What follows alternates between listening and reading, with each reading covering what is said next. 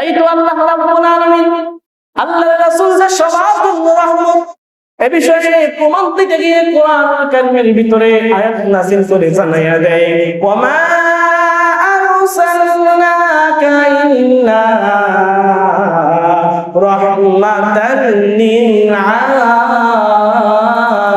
আলামিন।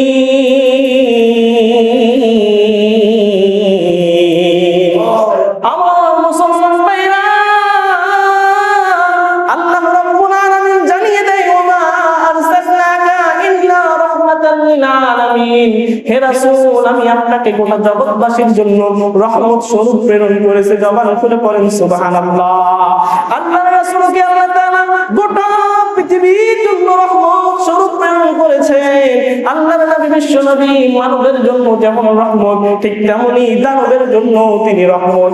যেমনভাবে মুমিনদের জন্য আল্লাহর রাসূল রহমত, ঠিক তেমনি ভাবে কাফেরদের জন্য আল্লাহ তাআলা নবী বিশ্ব নবী মুহাম্মদুর রাসূলুল্লাহ হচ্ছেন রহমত স্বরূপ। জবান খুলে পড়েন সুবহানাল্লাহ। কেমন কেমন কেমন আল্লাহর রাসূল যে আসলে সবার জন্য রহমত, এই প্রমাণ তো আল্লাহ তাআলা দিয়ে দিলেন। এ প্রসঙ্গে এবার কবি বলে, শুধু রহমাতুল লিল আলামিন মসজিদে ও শুধু আমার জমিন। আমার দিনী ভাইরা, কবির মনোযোগ দিয়ে শোনা লাগবে। দেখেন, দুইটি বিষয় বলি আগে। মুমিনদের জন্য আল্লাহর রাসূল যেভাবে রহমত, ঠিক একই ভাবে কাফেরদের জন্য আল্লাহ তাআলার নবী হলেন রহমত। কিভাবে? মুমিনদের জন্য আল্লাহর নবী রহমত, এটা হচ্ছে এই কারণে মুমিনেরা আল্লাহর নবীর কাছ থেকে তাওহীদ পেয়েছে, হেদায়েতের বাণী হেদায়েত পেয়েছে, তার উপর আনিত বিধান কোরআন এবং সুন্নাহ হাদিস পেয়ে তার উপর আমল করে জীবন যাপন করে যদি চলে যেতে পারে, আল্লাহ তাআলা এই মানুষটাকে জান্নাতের মেহমান বানিয়ে দিবেন। জবান খুলে পড়েন সুবহানাল্লাহ। তাহলে এই দিক থেকে নবী হচ্ছে মুমিনদের জন্য রহমত। নবীর কাছ থেকে আমরা কোরআন পেয়েছি, ইসলাম নামক দৌলত পেয়েছি, এজন্য নবী আমাদের জন্য রহমত। কাফেরদের জন্য কেন রহমত? এর কারণ হচ্ছে পূর্ববর্তী যত নবী রাসূল পৃথিবীতে এসেছে, তাদের যে সমস্ত জাতির উপর তারা এসেছিলেন, উম্মতের উপর, তারা যখন অমান্য করেছিলেন, তাদের দাওয়াতকে প্রত্যাখ্যান করেছিলেন, বিরোধিতা করেছিলেন, আল্লাহ তাআলা তাৎক্ষণিকভাবে তাদের উপর একটা আযাব, একটা গজব দিয়ে তাদেরকে ধ্বংস করে দিতেন। কিন্তু নবী মুহাম্মদ সাল্লাল্লাহু আলাইহি ওয়াসাল্লাম শেষ জামানায় যত রাসূলের বিরোধী দল রয়েছে, ইসলামের বহির্ভূত দল রয়েছে, এদেরকে কিন্তু এখনো পর্যন্ত আল্লাহ তাৎক্ষণিক গজব দিয়ে ধ্বংস করেন নাই। কেন?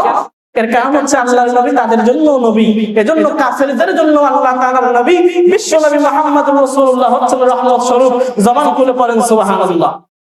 আল্লাহর নবী সবার জন্য রহমত, তিনি গোটা পৃথিবীর জন্য রহমত। আমাদের দিনী ভাইরা, লক্ষ্য করে দেখেন একটা বিষয়, আল্লাহ তাআলা এই পৃথিবীর জমিনে অসংখ্য নবী রাসূল প্রেরণ করেছেন। হযরতে আদম আলাইহিস সালাতু ওয়াস সালাম থেকে নিয়ে হযরতে ঈসা আলাইহিস সালাতু ওয়াস সালাম পর্যন্ত 1 লক্ষ মতান্তরে 2,40,000 পয়গম্বর এই পৃথিবীর জমিনে প্রেরণ করেছেন।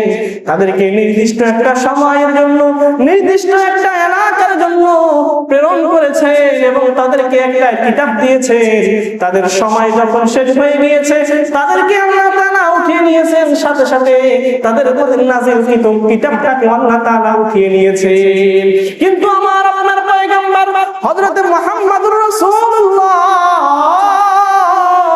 সাল্লাল্লাহু আলাইহি ওয়াসাল্লামকে আল্লাহ তাআলা নির্দিষ্ট কোন এলাকার জন্য নবী হিসেবে প্রেরণ করে নাই, নির্দিষ্ট কোন জাতির জন্য প্রেরণ করে নাই, নির্দিষ্ট কোন সময়ের জন্য প্রেরণ করে নাই, বরং আল্লাহ রাব্বুল আলামিন তাকে গোটা জগৎবাসীর জন্য আল্লাহ তাআলা তাকে চূড়ান্ত নবী হিসেবে প্রেরণ করেছেন। জবান খুলে পড়েন সুবহানাল্লাহ। গোটা পৃথিবীর জন্য, গোটা জগৎবাসীর জন্য আল্লাহ তাআলা তাকে রহমত স্বরূপ এই পৃথিবীর জন্য প্রেরণ করেছেন।